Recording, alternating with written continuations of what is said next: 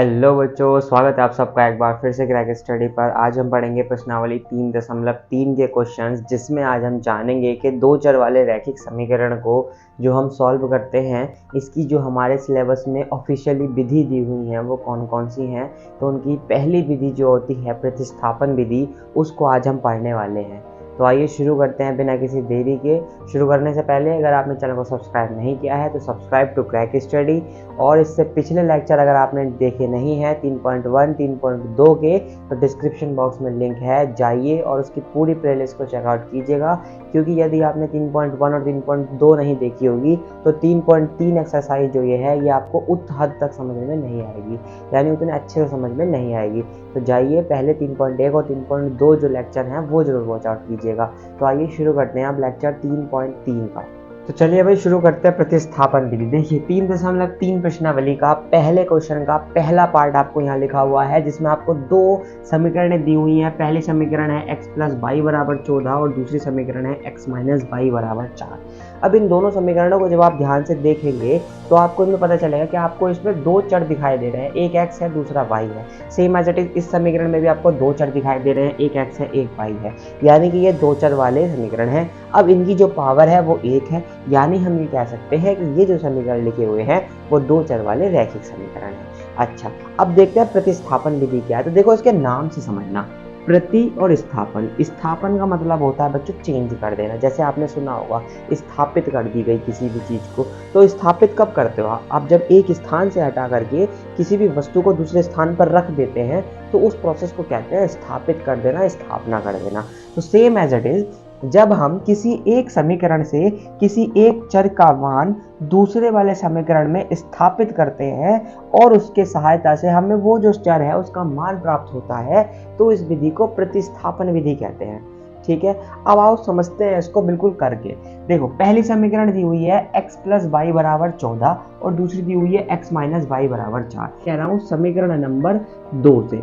अब समीकरण नंबर 2 से जो समीकरण है x - y = 4, मैं ये कह सकता हूँ कि ये जो माइनस का बाई इधर लिखा हुआ है हमारे बाईं ओर, ये जब दाईं ओर जाएगा तो प्लस में बाई जाएगा, यानी यहाँ से मैं x का मान ये भी तो बोल सकता हूँ कि 4 + y होगा। इसको मैंने समीकरण नंबर 3 बोल दिया। क्या इतना समझ आया? कुछ अलग नहीं किया गया है, सिर्फ और सिर्फ एक समीकरण दोनों में से उठाई गई है, उसमें से एक चर का मान दूसरे चर के पदों में निकाल लिया, यानी x का जो मान है वो y के पद में मिल चुका है अब हमें। ठीक है, देखो यहाँ पे x - y = 4 था, यहाँ तीसरे समीकरण में हमें x का मान मिल गया जो कि 4 + y था। x का मान y के पदों में निकल गया, यानी एक चर की हमने वैल्यू निकाल ली दूसरे चर में। अब हम क्या कर रहे हैं, समीकरण नंबर 3 से x का मान, समीकरण नंबर 3 से x का मान समीकरण नंबर 1 में रखने पर। अब देखो ये ऐसा हुआ क्यों। अब यहाँ पे आप मुझे एक बात बताओ, x का जो मान है वो कौन सी समीकरण से निकाला? समीकरण नंबर 2 से। तो अगर मैं ये मान वापस से इस समीकरण में रख दूंगा, जैसे कि आप रख के देखिए, x की जगह पे 4 + y - y = 4, तो ये कैंसिल होके 4 = 4।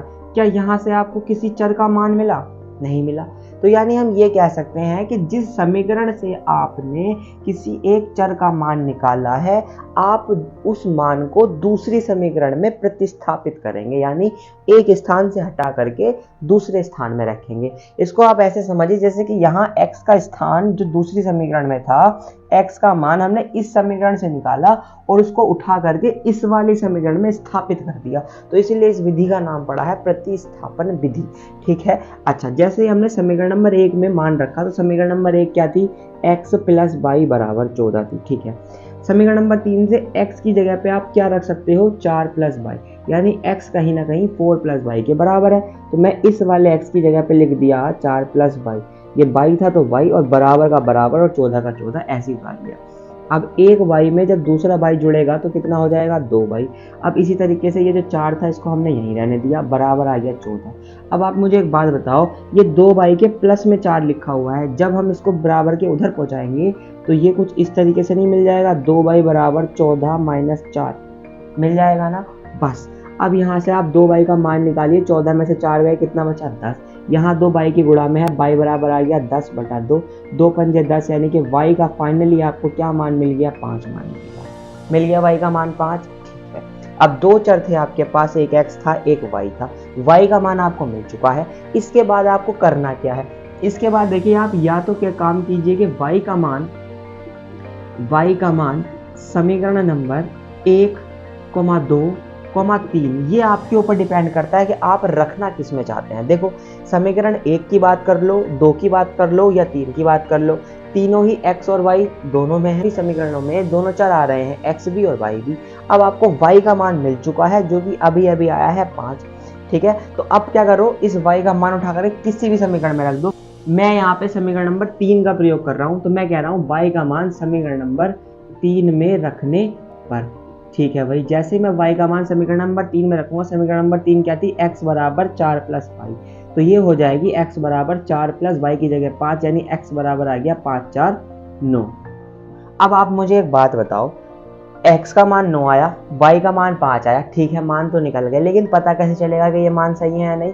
तो इस समीकरण को उठाओ, किसी को भी उठाओ। जैसे पहली समीकरण क्या थी, x प्लस वाई बराबर 14, यहीं पे क्वेश्चन खत्म हो गया आपका, ठीक है। x प्लस वाई बराबर 14, x की वैल्यू 9, y की वैल्यू 5, 9 में 5 जोड़ोगे 14 आ रहा है, ठीक है। यानी पहली समीकरण के अकॉर्डिंग हमारी जो वैल्यू आई है वो सही आ गई। दूसरी समीकरण क्या थी, x माइनस वाई बराबर 4, तो 9 और 9 में से 5 चटका तो कितना बचेगा बेटा, 4 बचेगा, यानी कि दूसरी समीकरण भी क्या है, सही है। तो अगर दोनों समीकरण में वैल्यू सेटिस्फाई हो रही है तो हम कह सकते हैं कि जो ये हमने किया है, जिस तरीके से ये हमने मान निकाले हैं, वो बिल्कुल ही वैलिड है। तो इस तरीके से ध्यान से समझना, हमने करा क्या, हमने किसी एक समीकरण से एक चर का मान दूसरे चर के पदों में निकाला और उसको उठा करके उसकी विपरीत यानी कि दूसरे समीकरण में मान रख दिया। उसके बाद हमने किसी एक चर का वैल्यू पता चली, जैसे यहाँ y की वैल्यू 5 मिल गई, फिर y का मान उठा करके हमने तीनों में से किसी भी एक समीकरण में रख दिया, तो हमें दूसरे चर की वैल्यू पता चल गई। तो इस पूरी प्रोसेस या इस पूरे मेथड को कहते हैं बच्चों प्रतिस्थापन प्रक्रिया या प्रतिस्थापन विधि, ठीक है। चाहिए तो इसका स्क्रीनशॉट ले लीजिए। भाई बच्चों अब देखते हैं पहले क्वेश्चन का तीसरा पार्ट और समझते हैं प्रतिस्थापन विधि को थोड़ा और अच्छे से। देखिए इस बार भी आपको दो समीकरणें दी हुई थी, तो पहली वाली को समीकरण नंबर 1 मान लिया, दूसरी वाली को समीकरण नंबर 2 मान लिया। अब प्रतिस्थापन का बेसिक मेथड क्या कहता है कि किसी एक समीकरण से किसी एक चर का मान दूसरे चर के पदों में ज्ञात कीजिए और फिर वो मान जिस समीकरण से निकाला है उसकी विपरीत समीकरण में उसको प्रतिस्थापित कर दीजिए, ठीक है। पिछले बार क्वेश्चन हमने समीकरण नंबर 2 से निकाला था, इस बार समीकरण नंबर 1 से निकालते हैं, ठीक है। तो चलिए, तो सबसे पहले क्या करेंगे, समीकरण नंबर 1 से। समीकरण नंबर 1 क्या है, समीकरण नंबर 1 है 3x माइनस वाई बराबर 3। अब देखो ये इधर y माइनस का है, उधर जाएगा तो प्लस का, बहुत बढ़िया। तो ये 3x बराबर हो जाएगा 3 प्लस वाई। अब देखो यहाँ x की गुणा में 3 लिखा हुआ है, अगर यहाँ से मुझे x चाहिए तो मैं ये नहीं कह सकता कि वो इधर किस में जाएगा बेटे, भाग में। तो ये आ गई समीकरण नंबर 3। अब देखो x का मान y के पदों में मिल चुका है, समीकरण नंबर 1 से आया है तो कौन से समीकरण में रखा जाएगा, समीकरण नंबर 2 में। तो अब हम कह रहे हैं कि x का मान समीकरण नंबर किस में रखने पर, 2 में रखने पर। जैसे तुम इस मान को समीकरण नंबर 2 में रखोगे तो 9x माइनस 3y बराबर 9, ये थी समीकरण नंबर 2। 9 इंटू एक्स की जगह पे आ जाएगा 3 प्लस वाई बटे 3 माइनस 3y बराबर 9। अच्छा आगे देखो, जब एक काम करो, जब ये ब्रैकेट हटेगा तो मुझे आप एक बात बताओ, यह ब्रैकेट हटा ही नहीं रहे, यहीं से आप समझ जाना 3 तिया कितने होते हैं, 9। 3 से ये 9 3 बार कट गया। अब इस 3 की जब अंदर गुणा होगी तो 3 तिया 9 और प्लस 3 की जब बाई में होगी तो यहाँ से आ जाएगा आपके पास 3y, ठीक है। और माइनस में 3y यहाँ ऑलरेडी था और बराबर कितना आ गया, बराबर आ गया y 9। तो आप एक बात बताओ, यहाँ से 3y से पूरा 3y कैंसिल हो गया ना। अब जब यहाँ से y वाला पद ही कैंसिल हो गया तो एक आपको समीकरण मिली 9 बराबर 9। तो आप यहाँ पे एक लाइन लिखेंगे, चूंकि दी गई समीकरण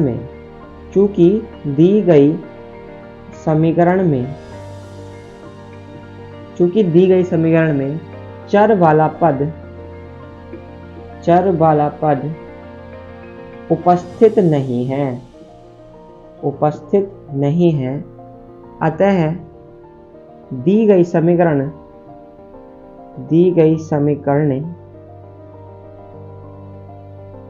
अस्तित्व में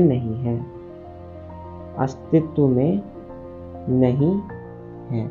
अब देखो इसका रीजन क्या है, अस्तित्व में नहीं है। मुझे आप एक बात बताओ, ये समीकरण हमने उठाई 3x माइनस वाई बराबर 3, ठीक है, उठा ली, बहुत बढ़िया। अब अगर मैं इसी समीकरण में 3 से गुणा कर दूं तो ये क्या हो जाएगा, 9x माइनस 3y बराबर 9।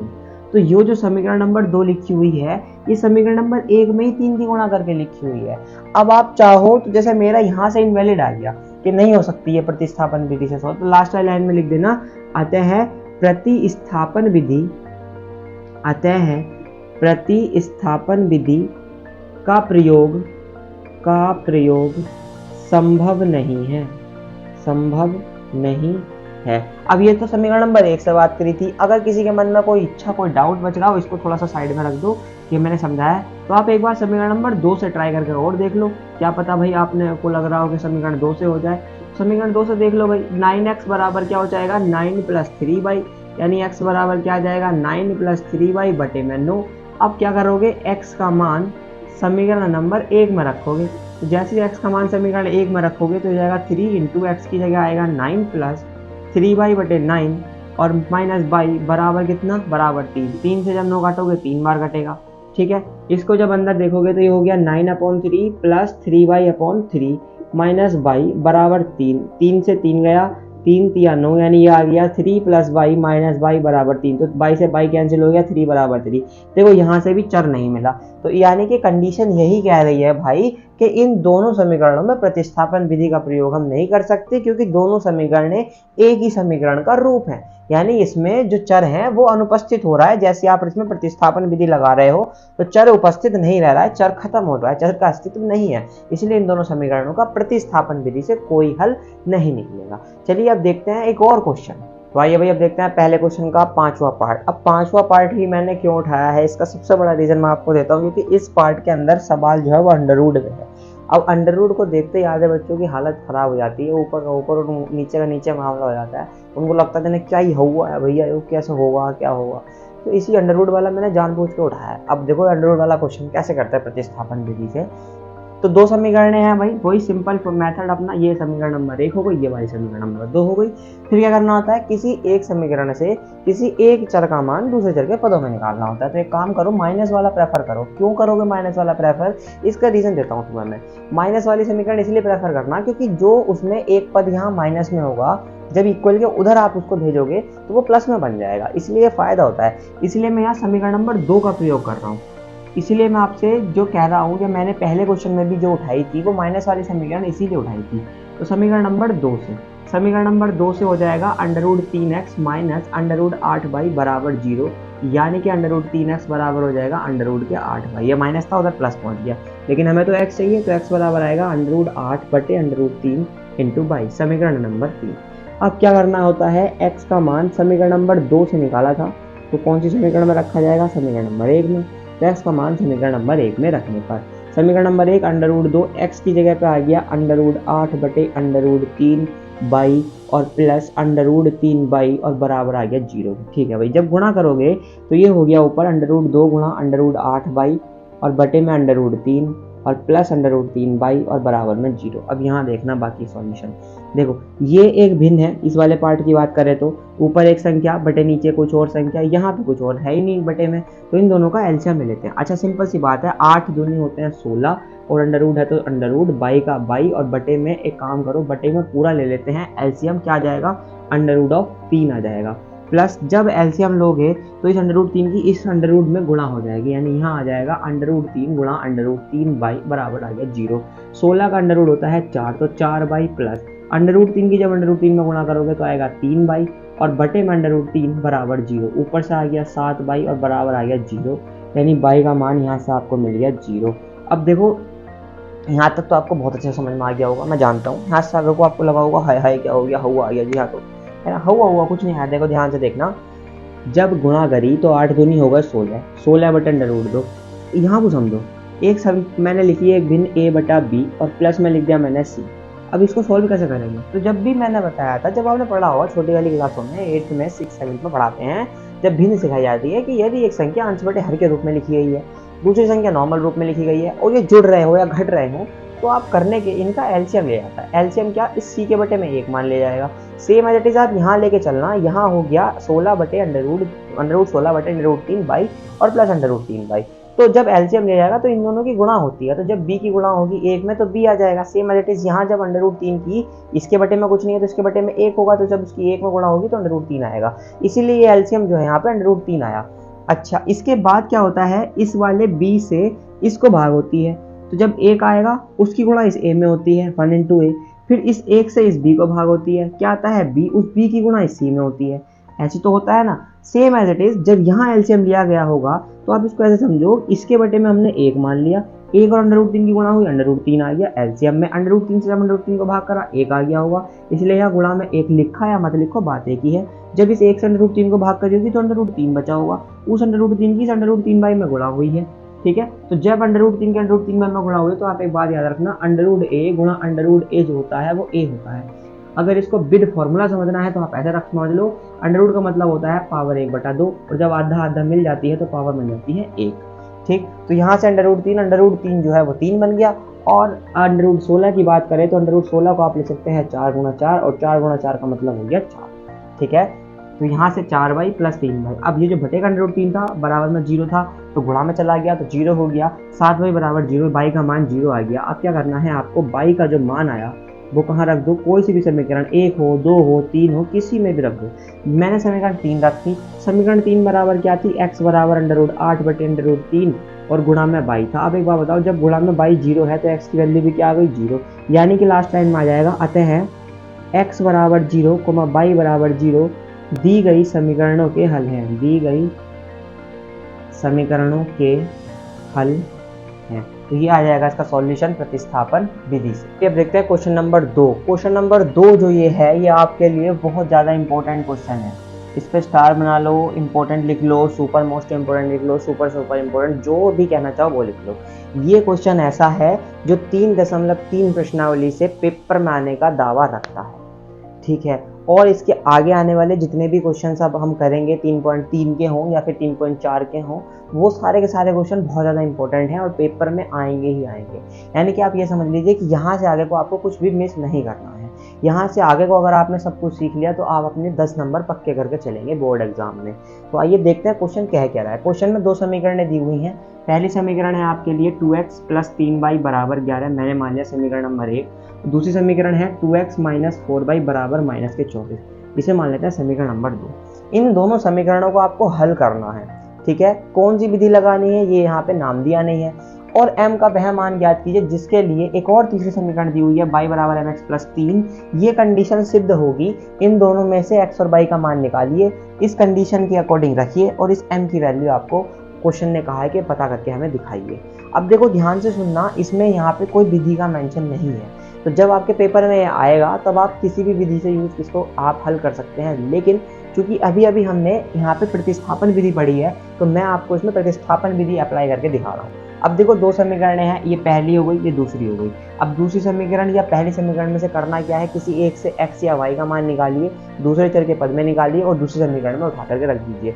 अब आप में से किसी का अगर ये सवाल है कि मैं माइनस वाली ही क्यों प्रेफर करता हूँ, तो इस बार प्लस से करके दिखा देते हैं, ठीक है। देखिए समीकरण नंबर 1 से मैं यहाँ से ये कह सकता हूँ, समीकरण नंबर 1 से, समीकरण नंबर 1 से मैंने कहा 2x प्लस 3y बराबर में 11 दिया था, तो 2x बराबर क्या हो जाएगा 11 माइनस 3y, ये इधर प्लस में था उधर माइनस में पहुंच गया, तो x बराबर क्या आएगा 11 माइनस 3y बटे 2, ठीक है। ये इधर 2 गुणा में था इधर भाग में पहुंच गया। इस समीकरण नंबर 3। अब क्या करना होता है, अब करना होता है जिस समीकरण से ये मान निकला उससे विपरीत समीकरण में इस मान को रखना होता है, यानी x का मान समीकरण नंबर 2 में रखने पर जैसे आप समीकरण नंबर 2 देखोगे 2, x की जगह पे आ गया 11 माइनस के 3y और बटे में 2 और माइनस 4y बराबर माइनस के 24। देखो 2 से 2 गया, क्या बचा 11 माइनस 3y और माइनस के 4y बराबर माइनस के 14, माइनस 4 माइनस 3 जुड़ के हो गया 11 माइनस के 7y बराबर माइनस के 24। अब इधर ये माइनस 7y तो माइनस है, लेकिन 11 के आगे कोई साइन नहीं है, इसका मतलब है 11 प्लस का है, इसे उधर को भेजो इसकी बिरादरी में को, तो 7y बराबर आ गया माइनस 24 माइनस 11, 7y बराबर आ गया 4 और 1 5 और 2 और 1 3 माइनस के 35, माइनस से माइनस चटका, y बराबर आ गया 35 बटे 7, 7 अगर आप इसको भाग करोगे तो 5 सत्ते 35, यानी कि y की वैल्यू फाइनली आपको क्या मिल गई 5 मिल गई। अब y का मान निकल चुका है तो अब क्या करेंगे आप, y का मान समीकरण नंबर किसमें 3 में रखने पर, जैसे आप समीकरण नंबर 3 में y का मान रखोगे तो आपको x मिल जाएगा। x कितना आएगा 11 माइनस 3 गुना y की वैल्यू 5 है और बटे में 2 है, जब 11 माइनस 5 दिया 15 और बटे में 2 करोगे तो यहाँ से x मिल जाएगा आपको -4/2, यानी x का मिल गया आपको मान -2। अब चूंकि x भी मिल गया, y भी मिल गया, तो आपने एक लास्ट कंडीशन में क्या निकालना था, आपको m निकालना था। तो m के लिए आपको एक कंडीशन दी हुई थी y बराबर mx + 3। ठीक है, x, y के मान समीकरण नंबर, इसको 3 मान लेते हैं, सॉरी 3 तो हमने मान ली, 4 मान लेते हैं। समीकरण नंबर 4 में रखने पर जैसे आप इस समीकरण में x और y के मान रखोगे तो y की जगह पे क्या आ गया भाई, y की जगह पे आएगा 5 बराबर m की जगह पे m, x की जगह पे आया -2 और +3। तो ये आ गया -2m + 3 बराबर 5। इधर +3 है, इधर आएगा तो -3, तो 5 - 3 बराबर -2m, यानी -2m बराबर आ गया 2, यानी कि m बराबर आ गया 2/-2, यानी m का मान आ गया -1। और आपसे यही पूछा गया था कि यदि ये 2 समीकरण आपको हैं तो इनको हल करके m का वह मान ज्ञात कीजिए जिसके लिए ये जो समीकरण है वो सत्य हो। तो हमने दोनों समीकरणों को उठाया, एक समीकरण से x का मान y के पदों में प्राप्त करा, फिर उठा करके हमने उसको दूसरे समीकरण में रखा, y का मान प्राप्त करा, फिर y का मान उठा करके हमने x का मान प्राप्त करा, फिर x और y दोनों का मान उठा करके हमने इस समीकरण में रखा और m का मान प्राप्त करा। तो इसका स्क्रीनशॉट ले लीजिए, बहुत इंपॉर्टेंट ये क्वेश्चन है। भाई अब देखते हैं क्वेश्चन नंबर 3, और क्वेश्चन नंबर 3 जो है वो आपकी इस एक्सरसाइज का आखिरी प्रश्न है, लेकिन इसके 6 पार्ट आपको दिए हुए हैं।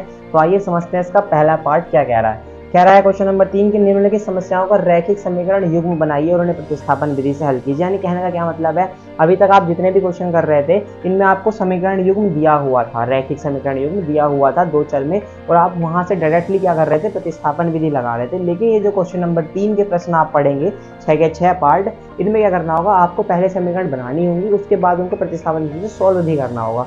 इसीलिए ये जो क्वेश्चन नंबर 3 है, मैं इसको इतना इंपॉर्टेंट बोल रहा हूँ, इंपॉर्टेंट बोलता हूँ क्योंकि यहाँ से प्रश्न आने की संभावना बहुत ज़्यादा बढ़ जाती है। इसीलिए क्वेश्चन नंबर 2 से लेकर के आगे को जितने भी लेक्चर आएंगे, जितने भी क्वेश्चन सब हम करने वाले हैं, सारे के सारे आपके बोर्ड एग्जाम के पॉइंट ऑफ व्यू से बहुत ज़्यादा इंपॉर्टेंट क्वेश्चन है। तो ध्यान से समझिएगा और ध्यान से करिएगा। क्वेश्चन कह रहा है कि 2 संख्याओं का अंतर 26 है, जिसमें से एक संख्या दूसरी संख्या की 3 गुनी है, तो उन संख्या को ज्ञात कीजिए। देखो 2 संख्या की बात चल रही है, तो मान लेते हैं माना पहली संख्या बराबर x हो गई और माना दूसरी जो संख्या है वो हो गई y। अब अकॉर्डिंग टू क्वेश्चन आ जाओ। क्वेश्चन क्या कह रहा है, 2 संख्याओं का अंतर 26 है, संख्याओं का अंतर 26 दे रखा है, तो संख्याओं का अंतर बराबर कितना दिया हुआ आपको, 26। अंतर होता है माइनस, यानी कि x - y दिया हुआ है आपको 26। समीकरण नंबर 1, पहली समीकरण बन गई 2 चर में। अब दूसरी समीकरण की बात करो, एक संख्या, ठीक है, सेकंड कंडीशन यहाँ लिख दीजिएगा पहले, सेकंड कंडीशन, एक संख्या दूसरी संख्या की, तो यहाँ आ गई दूसरी संख्या, इसकी कितनी गुनी है, 3 गुनी है, तो 7 गुणा 3, यानी हमने मान लिया x जो है वो y की 3 गुनी है, यानी x बराबर है क्या, x बराबर है 3y। समीकरण नंबर 2। अब देखो प्रतिस्थापन विधि कहती थी कि एक समीकरण से एक चर का मान दूसरे चर में प्राप्त कीजिए, फिर उसको उठा करके जिस विपरीत समीकरण, यानी कि अगर आपने पहले से निकाला है तो दूसरी में रखिए, दूसरे से निकाला है तो पहली में रखिए। अब यहाँ पर दूसरी समीकरण से आपको x का डायरेक्टली मान मिल चुका है 3y। तो मैं ये कह रहा हूँ कि समीकरण नंबर 2 से x का मान क्या कर रहे हैं हम, समीकरण नंबर 1 में ऐसे ही रख रहे हैं। x का मान क्या था समीकरण नंबर 1, x - y बराबर 26, x की जगह क्या है 3y, तो ये आ गया 3y - y बराबर 26। 3y में से 1y गया, कितने y, 2y, 2y बराबर 26, y का मान आ गया 13।